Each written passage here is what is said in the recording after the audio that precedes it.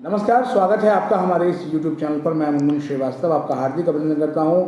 और round 1 due admission का लगभग पूरा हो चुका है और राउंड 1 के डेटा भी आ चुके हैं कि कितने स्टूडेंट्स ने फ्रीज़ किया, कितनों ने अपग्रेड किया। जिन्होंने फ्रीज़ किया उनका बहुत बड़ा सवाल है और वो ये है कि फ्रीज़ करने के बाद अब क्या करना है। इन्हीं सब सवालों पर हम पहुँचे हैं बात करने के लिए रामजस कॉलेज में, और हमारे साथ मौजूद हैं रामजस कॉलेज के principal professor Ajay Arora. Sir, ये जिन्होंने फ्रीज कर दिया है अब उन्हें क्या करना है? नमस्कार मुनमुन जी।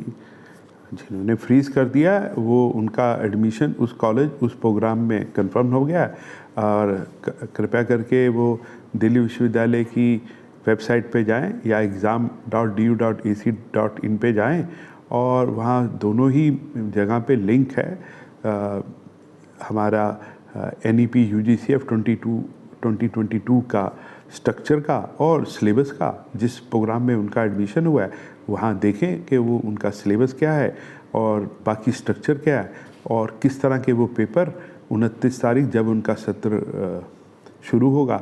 और आपके माध्यम से उन सबका स्वागत है जिनका दिल्ली विश्वविद्यालय के विभिन्न महाविद्यालयों में एडमिशन हो गया है और उन्होंने कंफर्म कर लिया है। तो वो अपने सिलेबस के बारे में देखें, उस स्ट्रक्चर के बारे में देखें और अपना मन बनाएं कि उनको किस तरह के उस कॉलेज में जिस कॉलेज में एडमिशन हुआ है AEC, GE, SEC और WEC लेना है और बाकी सिलेबस के बारे में तैयारी करें। जो दिल्ली विश्वविद्यालय जो दिल्ली प्रांत में नहीं है, वो जो दिल्ली से बाहर से हैं, वो अपना दिल्ली में रहने का जो अरेंजमेंट करना है उसकी तरफ थोड़ी सी सोच लगाएं। एक सवाल सर जो है मैक्सिमम स्टूडेंट का है कि हमने फ्रीज कर दिया और हमारा एडमिशन भी अब कंफर्म हो गया, तो क्या हमें कोई ईमेल आएगी या कोई SMS आएगा कंफर्मेशन का? नहीं, जब उनका कंफर्म हो गया तो बस अब तो उनको अपने महाविद्यालय में जाना है और वो उसके लिए वेबसाइट पे देखें कि उस दिन 29 तारीख को उनका क्या प्रोग्राम है उस कॉलेज का। हर कॉलेज का अपना एक नए विद्यार्थियों को वेलकम करने का होता है। रामजस कॉलेज जैसे दीक्षारंभ करेगा और कॉलेजेस ओरिएंटेशन और इस तरह की जो भी हर कॉलेज की अपनी प्रथा है वो उसके हिसाब से परंपरा है, उसके हिसाब से कॉलेज में जाएं और अपनी सारी तैयारी करके जाएं, अपने कोर्स के बारे में समझ के जाएं। सर, राउंड 1 का जो डेटा है जो कल रात के 12 बजे तक भी चूँकि टाइम एक्सटेंड किया गया था, आने के बाद आया, एक बड़ी संख्या सर उन विद्यार्थियों को दिख रही है जिन्होंने फ्रीज करने की बजाय अपग्रेड का ऑप्शन चुना है। तो क्या लगता है सर इसके पीछे क्या मतलब उनकी मंशा है? देखिए, ऐसा है कि अगर इस सारे डेटा को एनालाइज किया जाए तो दिल्ली विश्वविद्यालय कैसे डिसाइड करती है या किसी को कैसे पता लगेगा कैसा कि आगे वाले एडमिशन कैसे होंगे, ये फ्रीज़ क्या है, ये अपग्रेड क्या है। देखिए, दिल्ली विश्वविद्यालय में सारे महाविद्यालयों की अगर सीटें काउंट की जाएं तो 71,600 है। उसके तहत दिल्ली विश्वविद्यालय ने 97,387 सीटें दी जो कि ओरिजिनल सीट के अगेंस्ट 32% एक्स्ट्रा है। यहाँ पे मैं आपको ये भी बता दूँ कि ये सीटें, इसमें जो सुपर न्यूमेरिक सीटें हैं वो नहीं होती, जो कई तरह के admission ECA, sports, single girl child, orphan, CW, इस तरह की एडमिशन्स होती हैं, वो इसमें नहीं काउंट होती। तो तकरीबन 32% टोटल एक्स्ट्रा सीटें दिल्ली विश्वविद्यालय ने बच्चों को ऑफ़र की और उस 97,387 के अगेंस्ट 83,678 बच्चों ने अपनी इच्छा बताई कि वो इन सीटों को एक्सेप्ट कर रहे हैं।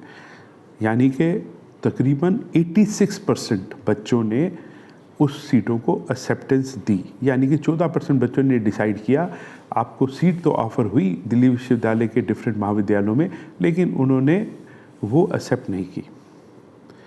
तो 83,678 लोगों ने हाँ करने के बाद, लेकिन उसमें से तकरीबन 79%, अराउंड 80% बच्चों ने ही एडमिशन लिया, जो कि बना 65,843। यानी कि उस हिसाब से भी 21% बच्चों ने सीटें एक्सेप्ट करने के बाद भी एडमिशन के प्रोसेस को कंप्लीट नहीं किया। कुछ ने तो फॉर्म नहीं भरा या किसी ने एंड में फ़ीस नहीं दी।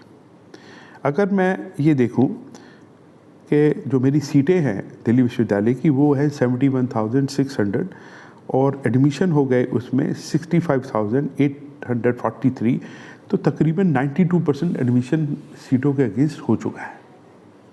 ये नंबर अपने आप में बताएंगे कि आगे विश्वविद्यालय क्या डिसाइड करेगा और कैसे सीटों के बारे में करेगा। अब आते हैं कि जो 65,843 स्टूडेंट ने एडमिशन ले लिया है उसमें तकरीबन 33% विद्यार्थियों ने ये डिसाइड किया कि जिस कॉलेज में उनको एडमिशन मिल गया और जिस प्रोग्राम में उनको एडमिशन मिल गया वो उनसे सेटिस्फाइड हैं, उनसे खुश हैं और वो उसको नहीं बदलना चाहते। और तकरीबन 67% जो कि 43,515 है, उन बच्चों ने ये डिसाइड किया एडमिशन जिनका हो चुका है कि वो अपग्रेड करना चाहते हैं, which comes out to be around 67%। अब आप ये देखिए कि हमारे पास मान लीजिए 100 सीटें थी, उसकी जगह पे हमने 132 सीटें दी। उस 132 सीटों के अगेंस्ट हमारा सिर्फ 67 सीटें भरी है, तो अभी सीटें खाली है। लेकिन अब जब सेकंड राउंड आएगा उसमें वो बच्चे जिनका फर्स्ट राउंड में कोई सीट ऑफ़र नहीं हुई थी उनसे ऊपर 43,515 बच्चे हैं जो कि अपनी प्रेजेंट सीट से को अपग्रेड के लिए चाहते हैं। तो ये जो सिस्टम है उस इन नंबर के हिसाब से ये डिसाइड किया जाएगा कि राउंड 2 में कितनी एक्स्ट्रा सीटें दी जाएं जो कि अभी खाली हैं। वैसे देखा जाए तो सिर्फ जो हमारी अलॉटेड सीट है वो तो उसमें सिर्फ 8% खाली है, लेकिन अगर टोटल में देखा जाए तो हमने 32% एक्स्ट्रा करी थी, तो मोटे मोटे हिसाब से 40% सीटें उस हिसाब से हमारी तकरीबन खाली हैं। तो वो ध्यान रखते हुए नेक्स्ट राउंड होगा और बच्चों को 40% सीटें बहुत होती हैं, बच्चों को बहुत अपॉर्चुनिटी मिलेगी और वो अपनी इस अपॉर्चुनिटी को सही ढंग से इस्तेमाल करें। और जिन विद्यार्थियों ने जो कि 21% वो बच्चे थे जिन्होंने या 14% वो बच्चे थे जिनको अलॉट हुई और उन्हें एक्सेप्टेंस नहीं दी, तो वो तो इस रेस से बिल्कुल बाहर हो गए। और वो 21% बच्चे जिनको सीट ऑफ़र हुई, जिनकी सीट ऑफ़र हुई, उनको अलॉट हो गई और वो उन्होंने एक्सेप्टेंस देने के बाद सीट नहीं ली, वो भी इस रेस से बाहर हो गए। तो अगर मोटे मोटे हिसाब से देखा जाए तो तकरीबन 35% बच्चा 2 स्टेप में बाहर हो चुका है, जिसने ये इंटरेस्ट शो किया कि मैं अब इस दिल्ली विश्वविद्यालय के किसी महाविद्यालय में कोई प्रोग्राम नहीं ले चाहता। तो अगर उसी रेशो में देखा जाए तो 30-35% नए बच्चों को ये अंदर आने की पॉसिबिलिटी उस हिसाब से मतलब 35% के आसपास जो है वो सर राउंड 2 में जो है वो बच्चे एंट्री ले सकते हैं इस डेटा के हिसाब से। हाँ जी। तो सर ये जो अपग्रेड का इतनी बड़ी संख्या में जो है वो बच्चे चाहते हैं अपग्रेड, तो क्या आपको लगता है सर वो अपने कॉलेज से असंतुष्ट हैं, कोर्स से असंतुष्ट हैं? देखिए ऐसा है कि मैं जितना इस महाविद्यालय और विश्वविद्यालय के कल्चर को समझता हूँ, शायद हम बच्चों को ये नहीं समझा पा रहे कि इम्पॉर्टेंट क्या है, कॉलेज या प्रोग्राम। मुझे लगता है प्रोग्राम ज़्यादा इम्पॉर्टेंट है, क्योंकि अगर आप जो चीज़ पढ़ना चाहते हैं, जो चीज़ समझना चाहते हैं और उसी के हिसाब से आप अपने भविष्य में उसी डायरेक्शन में बढ़ना चाहते हैं, तो प्रोग्राम को हमेशा प्रेफरेंस देनी चाहिए किसी भी कॉलेज से।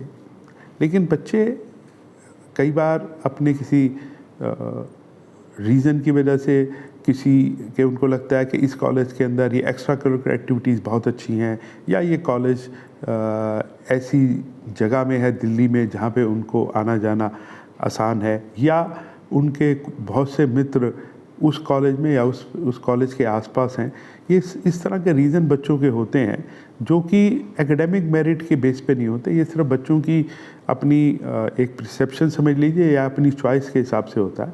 तो ये बहुत कोई इसका गहन स्टडी अगर आप करें तो ही पता लगेगा। लेकिन ये कोई रियलिटी में ये रैंडमनेस ज़्यादा है, इसमें कोई ऐसा पर्टिकुलर कोई पैटर्न दिखता हो आज तक तो मुझे इस तरह का कोई पैटर्न समझ आया नहीं। सर, जिन बच्चों को अभी तक सीट नहीं मिल पाई हाँ जी, वन में, जाहिर बात है कि वो टकटकी लगाए हुए हैं राउंड 2 से, हाँ जी, और वैकेंट सीट का जो है वो डेटा आने के बाद जो है वो अब अगली एलोकेशन जो है वो 25 को निकलेगी, तो अभी उनको क्या कहेंगे सर? आप कैसे तैयारी करके मैंने अपनी स्टडीज कैसे बनाएं? देखिए कुछ भी नहीं है, ये तो बहुत सिंपल सा है, क्योंकि जब से दिल्ली विश्वविद्यालय ने ये डिसाइड किया और लास्ट 3 ईयर जब से हमारे नए वाइस चांसलर साहब आए, the system and the ranking, the system is too transparent, it is इसमें कहते हैं किसी ह्यूमन इंटरफेरेंस का तो कोई पॉसिबिलिटी है ही नहीं, टोटली कंप्यूटराइज सिस्टम है। और जो आप, लेकिन कई बार बच्चे को लगता है कि मेरे से कम बच्चे का इसी कॉलेज में हो गया और मेरा तो नहीं हुआ, लेकिन ये हो सकता है कि आपने जो प्रेफरेंस दी हैं और उसकी प्रेफरेंस में बहुत फ़र्क हो, तो इसलिए ये प्रेफरेंस को पहले सोचना चाहिए था। अब इसके ऊपर तो कुछ नहीं हो सकता। सर, क्या आप उनको रीऑर्डर करने की सलाह देंगे, क्योंकि ऊपर के प्रेफरेंसेस में रीऑर्डर कर सकते हैं? देखिए, ये मैं हमेशा कहता हूँ कि इस तरह की स्टेटमेंट देने से मैं हमेशा बचता हूँ, क्योंकि हर बच्चे की अपनी सोच है, हर बच्चे का अपनी एक वर्किंग होती है। जब तक कि कोई पर्टिकुलर केस ना हो तो उसी को देखते हुए मैं हमेशा अपनी सजेशन या एडवाइस देता हूँ। इसलिए ये तो बच्चे को अपने हिसाब से सोचना पड़ेगा, अपनी उस पर्टिकुलर सिचुएशन को किसी यूनिवर्सिटी के जो सिस्टम में हो और इनको समझो, उससे डिस्कस करके इस तरह के डिसीजन लेने चाहिए। एक जनरल स्टेटमेंट शायद ये बच्चों के लिए इस वक्त देना शायद मेरे लिए ठीक नहीं है। एक सर आपसे सवाल पूछें कि राउंड 1 के मुकाबले राउंड 2 में आपको ज़्यादा कंपटीशन लगता है? देखिए, इसलिए लगता है क्योंकि जब पहली बार हम दौड़ते हैं तो सिचुएशन अलग होती है। अब हम ये सोच रहे थे कि 30 सीटें 35% सीटें खाली बचेंगी और हम ये 35% सीट में भागेंगे, लेकिन ऐसा है कि इसमें तो जिनका एडमिशन हो चुका है उसमें से भी 67% इस रेस में भागेंगे, क्योंकि वो अपनी रैंकिंग और अपनी प्रायोरिटी के हिसाब से आगे जाने के लिए तैयार रहते हैं। लेकिन ये जो होता है ये कोई बहुत अगर इसको मैं मैथमेटिकली बोलने की बात करूँ, ये लीनियर नहीं होता, ये नॉन लीनियर होता है। अब कॉलेज ए में सीटें ही नहीं हैं तो कॉलेज बी से कॉलेज ए में लोग कैसे जाएंगे? हो सकता है बी में कुछ सीटें हो, सी में कुछ ज़्यादा हो, तो ये जो इफ़ेक्ट है ये नॉन लीनियर होता है, कुछ में ज़्यादा है कुछ में कम है, किसी कॉलेज में किसी प्रोग्राम में सीटें हैं कि दूसरे में नहीं हैं। तो ये बड़ा डिफ़िकल्ट कोई मॉडल होता है कि आप कोई एक फ़िक्स मॉडल दे दें और आप एक ऑप्टिमाइज सलूशन निकाल पाएँ। लेकिन जब भी ये सीटों का डिसीज़न दिल्ली विश्वविद्यालय करती है या करती होगी मेरे हिसाब से, उसमें ये जो कैलकुलेशन है मैंने की, इस तरह की और बहुत सारी कैलकुलेशन करके वो डिसाइड करती है कि हमने अब राउंड 2 में कितनी एक्स्ट्रा सीट्स देनी है। बहुत बहुत धन्यवाद सर, इतनी अच्छी एनालिसिस करने के लिए। नमस्कार। गाइडेंस के लिए। नमस्कार।